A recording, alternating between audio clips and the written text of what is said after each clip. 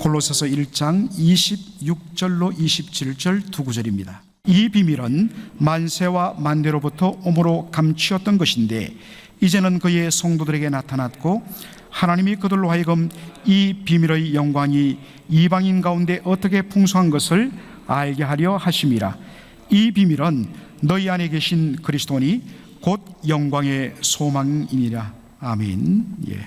주보에 나오는 대로 원래는 29절까지 그렇게 말씀을 함께 나누려 했는데 이 부분을 제대로 다루지 않고는 그 다음 말씀이 제대로 또 드러나지 못하기 때문에 골로새서 1장 26절로 27절을 가지고 풍성한 하나님의 신비란 제목으로 말씀을 전하고자 합니다.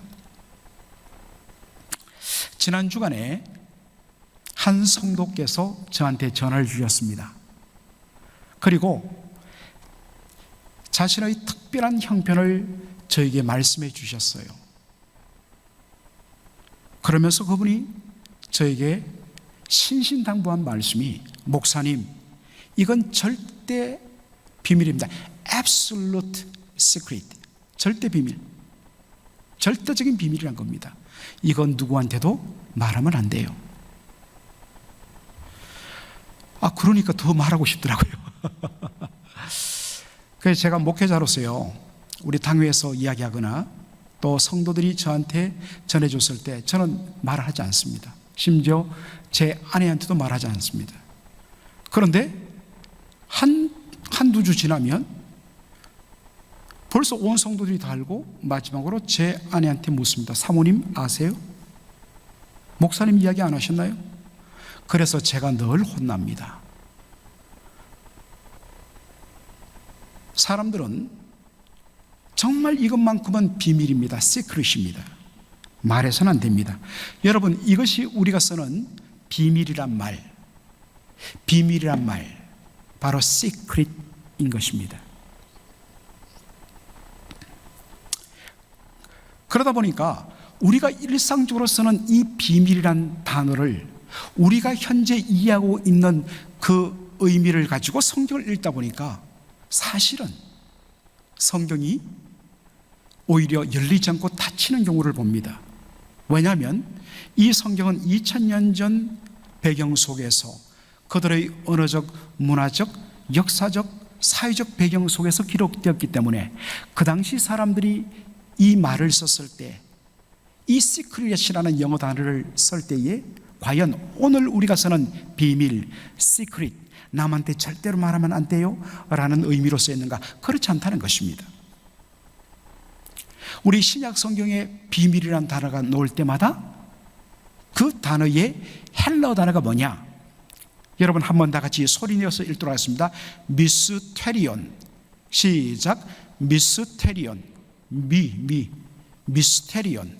여러분 여기서 미스터리라는 영어 단어가 나왔습니다. 그대로 따왔습니다.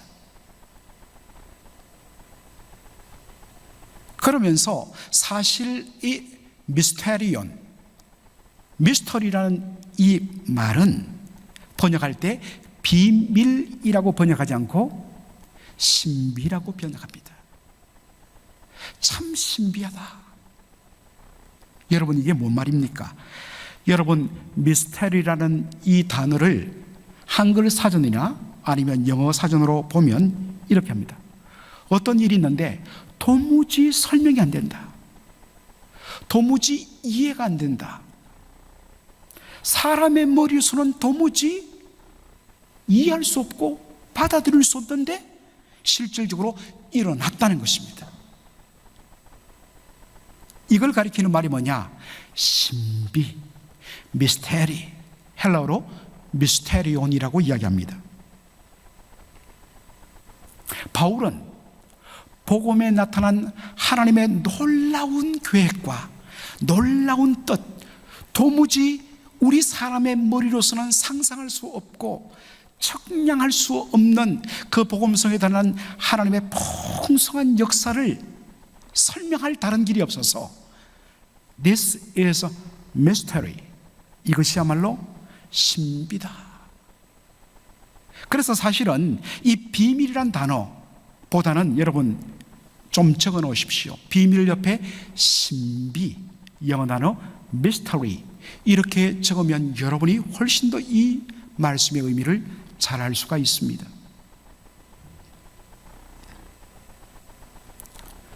사도 바울이 이 미스테리란 말을 썼을 때는, 그러한 의미의 비밀이란 말을 썼을 때는 아무 사람에게도 알리지 않고 특정한 소수의 이너서클, 우리끼리만 공유하는 것으로서의 비밀이 아니라고 그랬습니다. 복음에 관련되어서 아니 어떻게 저런 자들까지 구원받을 수 있는가? 아니 어떻게 저런 사람들까지도 하나님의 자녀라고 불릴 수 있는가? 도무지 이해가 안 되는 겁니다. 그런데 현실적으로 그들이 구원받았고 그들이 하나님의 자녀의 놀라운 권세를 얻었습니다. 그래서 정말 복음은 하나님의 놀라운 신비다. This is mystery. 그렇게 말하는 것입니다.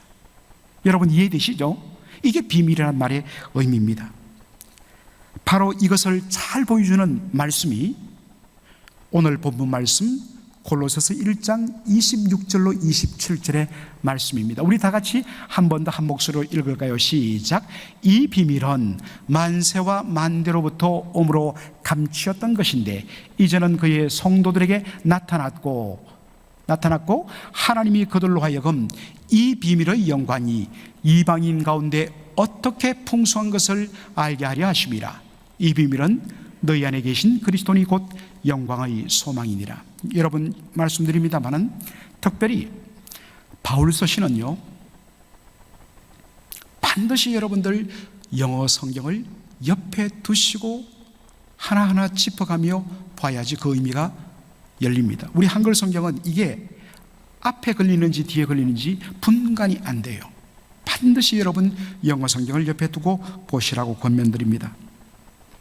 여러분 여기에 보니까 비밀이란 단어가 여러 번 나오지요. 그죠? 비밀. 여러분 여기에 비밀은 시크릿이 아니라 뭐다? 미스테리. 헬라어로는 미스테리온이라고 말씀을 드렸습니다. 이것을 번역하면 비밀보다는 신비롭다. 하나님의 구원 계획은 우리 사람의 머리와 이해를 뛰어넘는 하나님의 특별한 계획. 그래서 it is mystery. 이것은 신비하다라는 것입니다. 어떻게? 심판받아 마땅할 죄인이 구원받을 수 있는가? 어떻게 죄인을 구원하기 위하여 의로우신 죄 없으신 하나님의 아들이 대신 죄짐을 지고 우리 죄인 대신 십자가에서 저주와 형벌을 받아 죄값을 지불하시고 피 흘려 죽으실 수 있는가? This is mystery. 신비하다 말입니다. 이게 복음의 신비한 부분입니다. 유대인들은 오직 장차 오실 메시아가 하는 일은 우리를 구원하는 일인데 그 구원에 해당되는 사람은 혈통적으로 아브라함의 후손인 우리 유대인만 해당한다 라고 했는데 하나님 어떻게 하십니까? No. 너희 유대인들뿐만 아니라 하나님의 모든 구원은 철두철미하게 은혜로 말미암는 것인데 그 은혜 속에는 그 은혜가 은혜되기 위해서는 이방인들도 그 속에 포함된다. 이게 신비란 겁니다. 그 당시 사람들에게는 도무지 이해가 안 되었다는 것입니다. 이 모든 것이 하나님께서 영원전부터 계획하셨던 하나님의 작정, 디바인 플랜, 신적인 계획이었습니다. 자, 여러분들 우리가 이 말씀을 오해할 수 있는데 이 비밀은 만세와 만대로 om으로 감추었던 것인데 라는 표현. 자, 여러분들 참 이런 말씀 하나 만나면 어렵습니다. 그죠? 그래서 반드시 이 부분을 짚고 넘어가야 돼요.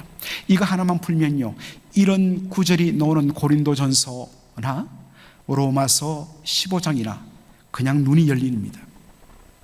이 신비는, 이 복음 속에 들어있는 하나님의 놀라운 신비는 만세와 만대로부터 오므로 감추었던 것인데, 이거는 감추어진 비밀, 시크릿이 아니라고 그랬는데 왜 하나님께서 이 복음의 놀라운 계획을 왜 감추었다고 말씀하셨을까? 자, 여러분 하나씩 풀어가죠. 붉게 제가 표현했죠. 만세와 만대로부터 오므로 감추었던 것인데, 이 하나님의 놀라운 복음의 비밀 계획이 만세와 만대로부터, 이 NIV 영어 성경이 참 잘 의역했습니다. For ages, 여러 세대 동안, 특별히 뭐냐면 바로 구약 시대 동안, 심지어 세례 요한이 사역하던 시대 동안, 엄밀한 의미에서 세례 요한까지가 구약 시대예요. 그렇죠? 그리고 그 수많은 시대를 살아왔던 수많은 제너레이션, 수많은 세대들, 그 세대 속에 속한 구약 백성들을 뜻합니다. 그들에게는 하나님의 이 놀라운 신비, 복음의 신비, 하나님의 놀라운 구원의 계획이 그들에게는 감추어졌다는 것입니다. 하나님께서 그들에게 감춘 것이 아니라, 하나님은 처음부터, 여러분 기억하십니까? 하나님께서 아브라함을 창세기 12장 1절에 부르시면서 뭐라고 이야기합니까? 너는 복의 근원이 될지라. 그리고 아브라함의 생애를 점점 이어가면서 하나님께서 그 아브라함을 통하여 만민이 복을 얻는다는 게 뭐냐?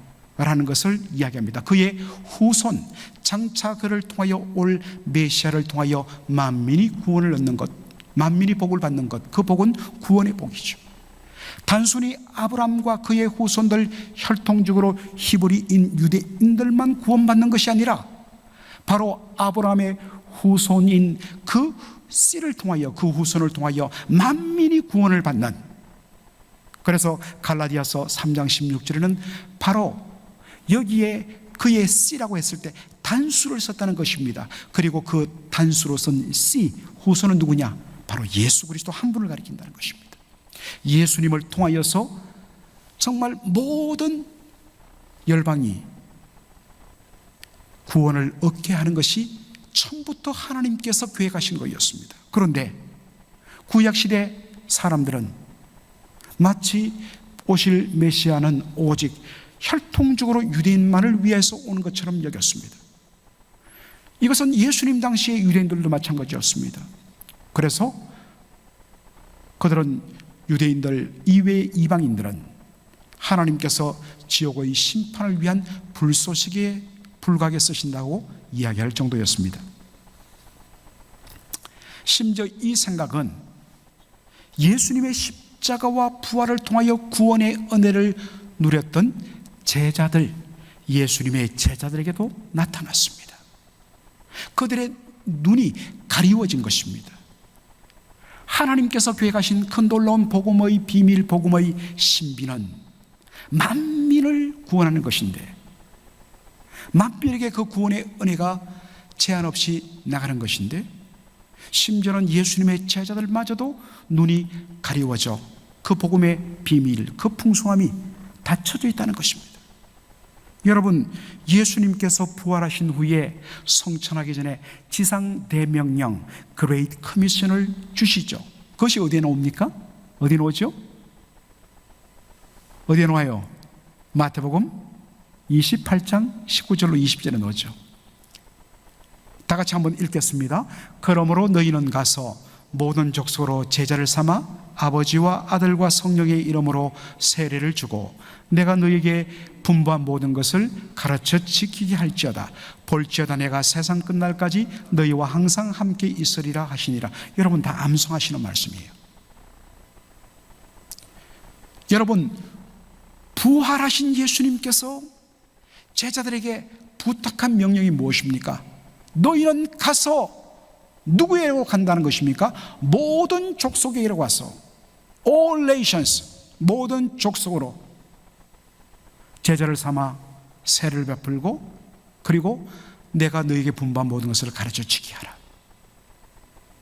모든 족속으로 가라고 이야기했습니다.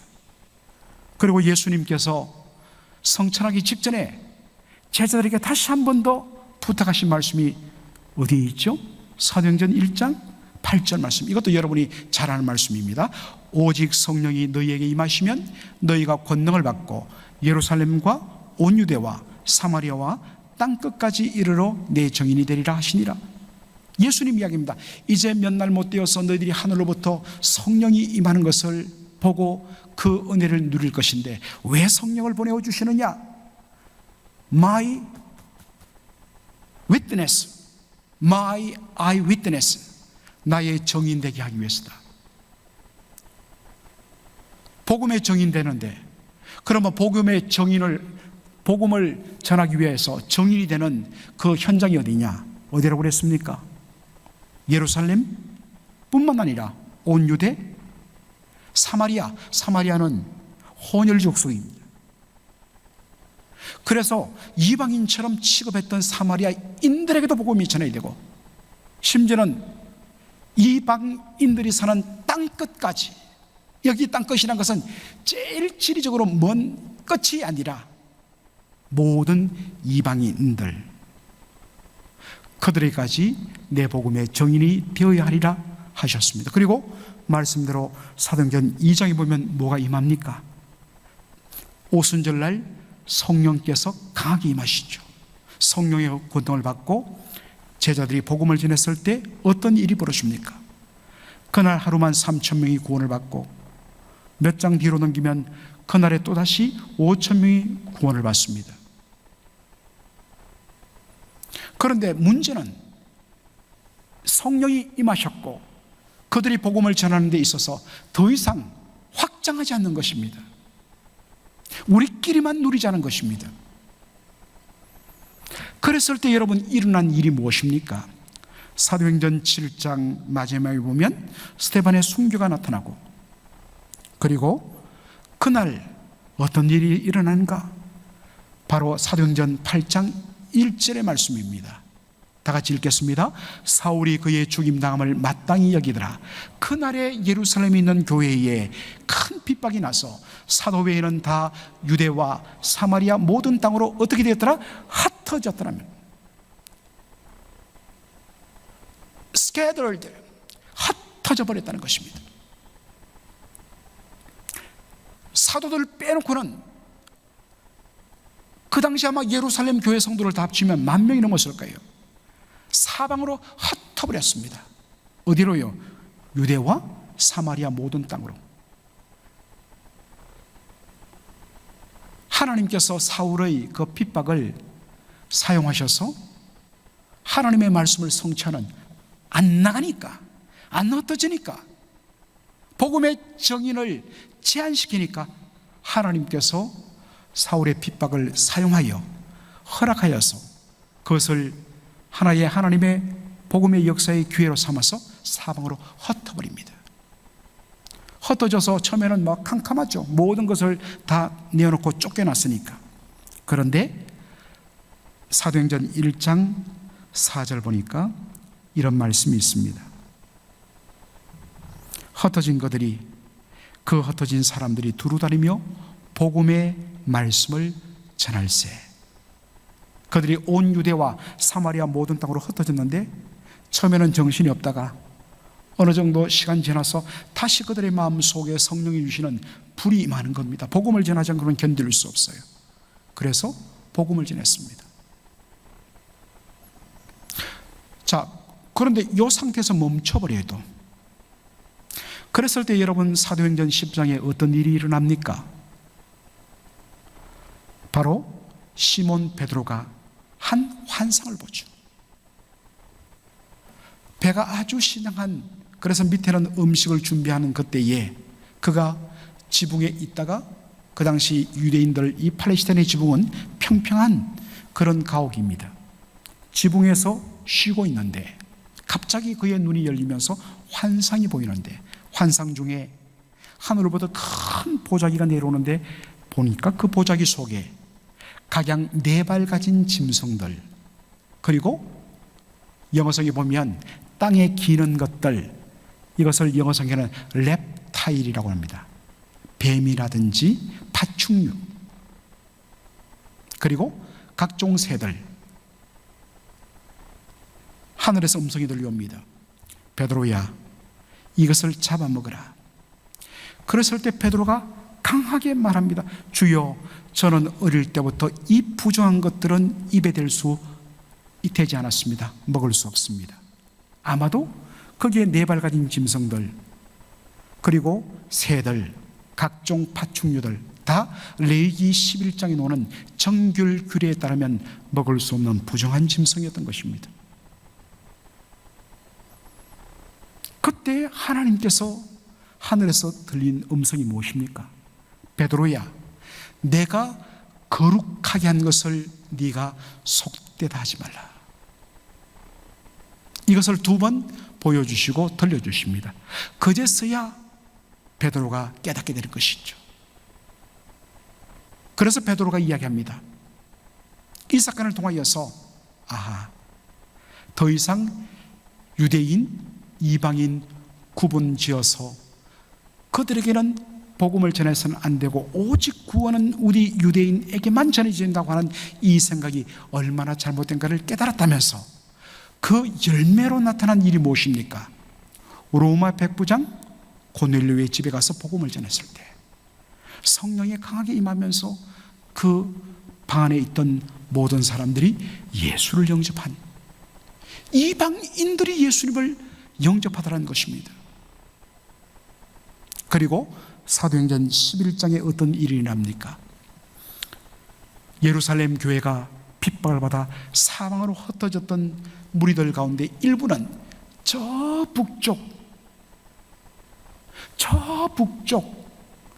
다메섹을 지나서 저 북쪽 고대 상업 중심 도시였던 안디옥까지 갔는데, 거기서 처음에는 유대인들, 혈통조로 같은 유대인들에게만 복음을 전하다가 우연한 기회에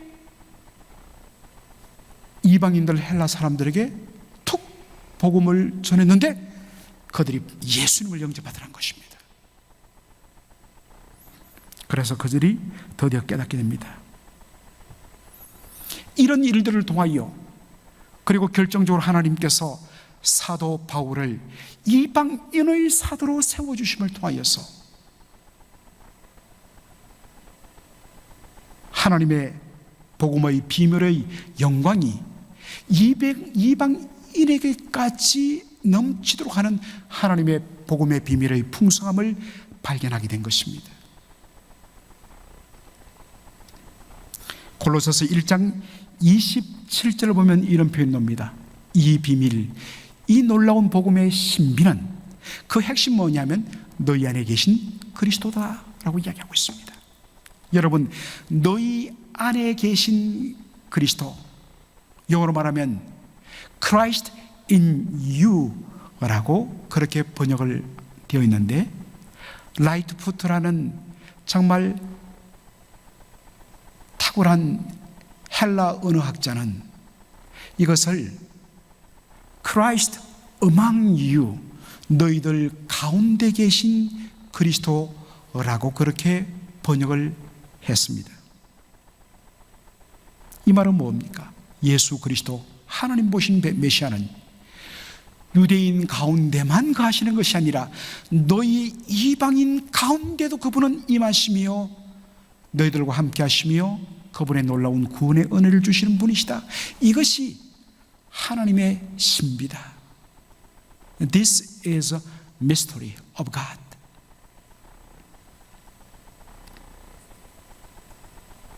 예수님께서 우리 안에, 우리 가운데 거하실 때 우리는 구원의 생명을 얻게 됩니다. 예수님 말씀하시죠. 포도나무의 비유를 들면서 포도 열매가 그 가지에서 붙어 있지 아니하면 열매를 맺을 수 없다고 이야기하죠. 내가 너희 안에, 너희가 내 안에 있어서 풍성한 열매를 맺는다는 것입니다. 너희가 나를 떠나서는 아무 열매도 맺을 수 없다는 것입니다. 바로 그 예수님께서 유대인들의 생명의 주로 거하시는 것이 아니라 이방인에게도 거하시고 그들 가운데 함께 하셔서 생명을 주시는 주님이 되신다는 것,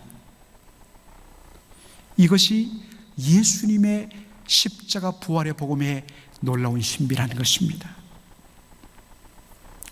여러분, 유대인뿐만 아니라 이방인에게도 놀라운 구원의 은혜를 주시는 하나님의 복음의 이 놀라운 신비함, 풍성함이 그저 이방인, 유대인 이런 구분에게만 있겠습니까? 그러면 과거의 일이지요. 사실 이것은 현재형입니다. 어떤 의미에서 복음의 비밀의 풍성함을, 신비의 풍성함을 가장 잘 보여주는 것은 바로 바로 여러분입니다.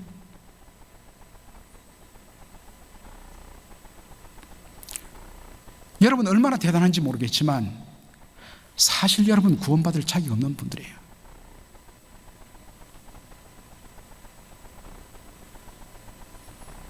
저도 마찬가지고요.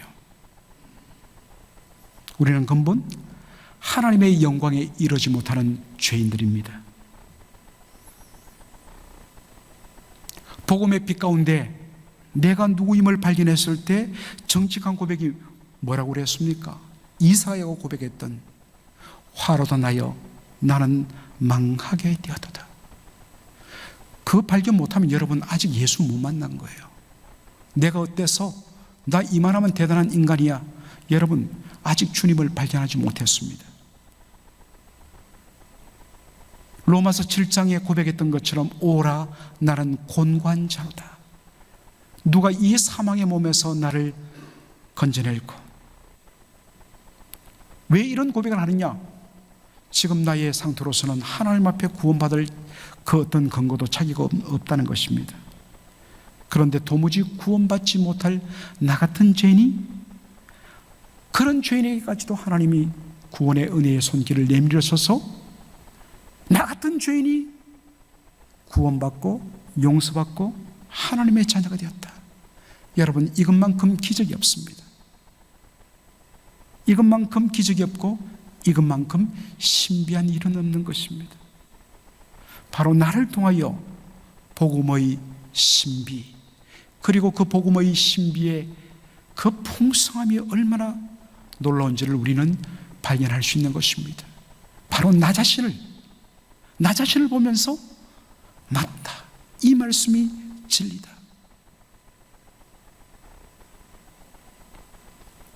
골로새서 1장 27절을 보면 이런 말씀이 있지요. 이 비밀은 너희 안에 계신 그리스도니 곧 복음의 곧 영광의 소망이라 라고 말씀하시죠. 여러분 여기에 영광이란 말은 뭐냐? 로마서 5장 2절이 이것을 잘 보여줍니다. 또한 그로 말미암아 우리가 믿음으로 서 있는 이 은혜에 들어감을 얻었으며, 이 은혜에 들어간다는 것, 이것도 놀라운 의미가 이 속에 들어있습니다. 고대 왕실의 문화를 알아야만 이 표현이 비로소 열립니다. 나중에 한번 다룰 때가 있고요. 하나님의 영광을 바라고 절구하니라. 예수로 말미암아서 정말 우리가 하나님의 은혜 가운데 들어갔으며, 그리고 앞으로 하나님의 영광을 바라고 절구하는 그러한 은혜를 누리게 되었다. 여러분 여기에 말하는 장차 누릴 하나님의 영광을 바라보는 것, 이게 바로 영광의 소망입니다. 소망이라는 것은 바라보는 것이잖아요. 그러면 우리가 바라보게 될 하나님의 영광이란 뭘까요? 그것은 하나님께서 우리를 그저 단순히 죄와 사망 가운데 있는 우리를 비참한 가운데서 건져내시고 알아서 이제 살아라 하는 것으로 끝나는 것이 아니라, 연약하고 부족한 우리를 끝까지 붙드셔서 최종적인 구원의 완성에까지 이르도록 우리를 책임지신다는 것, 그리고 마지막 도달하여서 문을 딱 열고 보니까 바로 하나님의 아들 예수 그리스도와 동등한 그 놀라운 하나님의 자녀의 영광을 누리도록 모든 것이 준비되어 있더라. 이것이 이해가 안 되죠. 그래서 신비입니다, 여러분. 이게 와닿지 않는 거예요. 그런데 주의 은혜 가운데 이 복음의 은혜를 더 깊이 깨닫고 맛보고 알면 알수록 이게 이제 현실적으로 이 놀라운 은혜의 풍성함이 와닿는 거예요. 그 장차 우리가 누리게 될 영광의 그 소망, 이것을 이루기 위하여 예수님께서 이 땅에 오셨다는 것입니다. 그때마다 우리는 이렇게 고백할 수밖에 없습니다. 어떻게 나 같은 죄인이 이런 놀라운 은혜와 영광을 누리게 되었는가? 여러분, 우리가 이 복음의 그 놀라운 풍성함을 맛보면 옆에 조금 속상하고 조금 힘들고 조금 답답한 일 보이다가도 거기에서 시선을 돌려서 하나님이 예수님 안에서 나에게 베푸신 이 복음의 그 놀라운 신비와 은혜의 풍성함과 장차 누리게 될 영광을 바라보기만 하면요, 지금 조금 모자라고 조금 아쉽고 그거는 아무런 그래 오케이 넉넉함이 생기는 거야. 뭐 이거는 내가 이렇게 지금 누리고 있는 이거에 비하면 아무것도 아니야. 그냥 넉넉하게 너끈하게 넘어갈 수 있는 거예요. 그래서 복음의 은혜에 우리가 더 깊이 들어가는 거예요. 말씀을 통하여서 우리가 가지고 있는 이 복음의 놀라운 그 신비함을 우리가 느끼면 느낄수록 예수 믿는 사람들이 넉넉해지는 거예요. 왜 우리 예수 믿는 사람들이 그렇게 자꾸만 속이 좁고 째째하는가? 왜 자꾸만 현실적인 어떤 그 문제에 갖고 자꾸만 그거에만 매달려 있는가? 복음의 그 풍성한 은혜에 깊이 잠기지 못하기 때문이에요. 한번 여러분 그 놀라운 은혜 바다에 한번 여러분 던져보세요. 그걸 위해서 그래서 말씀을 배워야 되는 거예요. 이 놀라운 하나님의 신비함을 고백할 때마다 저와 여러분이 부르는 찬송은 딱 한 가지밖에 없어요. 물론 수많은 수백 수천의 찬양이 있습니다. 그러나 그 찬송의 내용은 바로 이것입니다. 저와 여러분이 잘 아는 말씀 우리 한번 불러볼까요? 찬송가 410장 1절만큼 이 하나님의 복음의 신비의 풍성을 잘 설명하는 말씀도 없어요. 하나님의 은혜로 있을 데 없는 자 왜 구속하여 주는지 난 알 수 없도다. 내가 믿고 또 의지함은 내 모든 형편 잘 아는 주님 늘 돌보아 주실 것을 나는 확실히 아네. 여러분 아멘이시죠? 하나님의 은혜로 이 쓸데없는 자, 내가 누구인지를 복음 안에서 제대로 발견한 자만이 왜 나에게 이런 은혜를 주신지 알 수 없다. 모른다가 아니라 정말 분명히 현실인데 어떻게 나에게 이런 일이, 감탄의 고백이죠. 아들까지도 나에게 아끼지 않고 주신 그분, 그 하나님께서 나에게 내 남은 삶을 책임져 주지 아니하시겠는가? 내 모든 형편하시는 주님 늘 돌봐 주실 것을 나는 확실히 하네. 이 복음의 은혜를 깨닫게 되면, 그래서 하나님의 은혜를 제대로 맛보게 되면 우리는 우리 현실의 삶에서 눈을 들어 그 은혜의 영광을 바라보게 되고, 거기서 우리는 정말 이 세상 사람들이 이해하지 못하는 담대한 고백을 하며 믿음으로 살아갈 수 있는 것입니다. 이 복음의 신비의 풍성을 마음껏 묵상하고 누리고 삶 속에서 놀랍게 이 은혜가 여러분에게 확산되는 저와 여러분 되기를 주의 이름으로 축원합니다. 아멘. 살아계신 우리 아버지 하나님, 은혜와 사랑을 감사드립니다. 아버지 하나님, 바로 우리 자신이 하나님의 복음의 신비의 풍성함에 살아있는 증거임을 고백합니다. 아버지 하나님, 참으로 이 놀라운 은혜를 맛보고서 이제 우리가 이 땅에 참 우리를 둘러싼 그러한 작은 문제, 사실 이것은 죽고 사는 문제도 아니요, 정말 하나님께서 우리를 위하여 예비하신 이 놀라운 풍성함의 은혜에 비하면 주여 그 은혜를 깨닫고 깨달을수록 이것은 아무것도 아님을 저희들이 알면서 하나님의 복음의 신비의 풍성 속에서 우리의 심령이 넉넉해지게 하여 주시고 관대하게 하여 주시고 넓어지게 하여 주시면서, 그리고 이 놀라운 은혜를 주신 우리 주 예수님을 전하지 않고는 견딜 수 없는 저희들의 심령되게 인도하여 주시옵소서.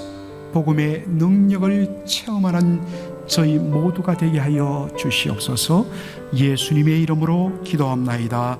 아멘. 축도하겠습니다. 주 예수 그리스도의 은혜와 아버지 하나님의 무한하신 사랑하심과 성령의 위로교통 충만 역사하심이 그리스도 예수 안에 드러난 하나님의 그 복음의 신비의 풍성함을 맛보고서 정말 그 풍성한 은혜를 우리에게 주신 그 하나님의 자녀로서의 넉넉함과 풍성함을 가지고 믿음으로 이 땅을 담대히 살아가기 소원하는 모든 성도들 심령 위에 이제로 영원토록 함께 있을지어다. 아멘.